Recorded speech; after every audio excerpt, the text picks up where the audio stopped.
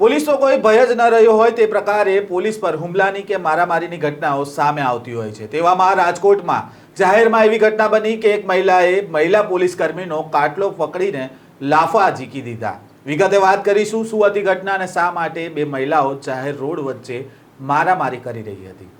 વૈષ્ણવજન તો તેને કહીએ જે પીડ પરાઈ જાનાને રે।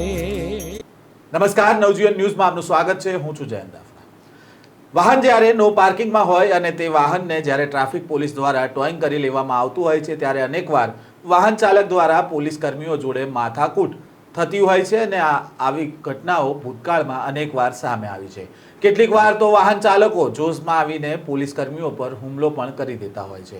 ત્યારે આવી જ એક ઘટના રાજકોટમાંથી સામે આવી છે, જ્યાં જાહેર રોડ પર એક મહિલા અને મહિલા પોલીસ કર્મી વચ્ચે મારામારી થાય છે। વિગતે વાત કરીએ તો રાજકોટના કુવાડવા રોડ પર ડીમાર્ટ પાસેના રોડ પર એક એક્ટિવા પડ્યું હતું। તેને ટોઈંગ કરવા જતા આ જે વાહન ચાલક છે તે દંડ ભરવા તૈયાર થયા હતા, પરંતુ તેમની સાથે માતા પુત્રી જે હતા તે ટોઈંગ કરેલા એક્ટિવા છોડવા બાબતે બોલાચાલી કરી અને મામલો મારામારી સુધી પહોંચી ગયો હતો। જુઓ કઈ પ્રકારે જાહેરમાં પોલીસ કર્મીનો કાટલો ઝાલીને માર મારવામાં આવ્યો।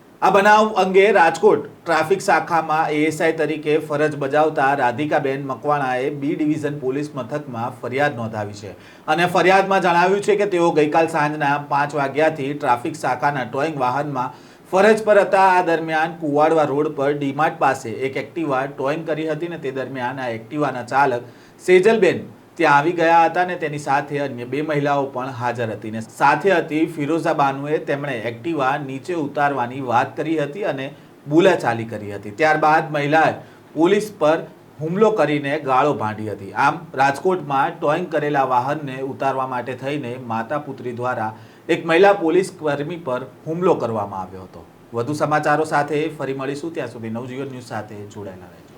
વૈષ્ણવજન તો તેને કહીએ જે પીડ પરાઈ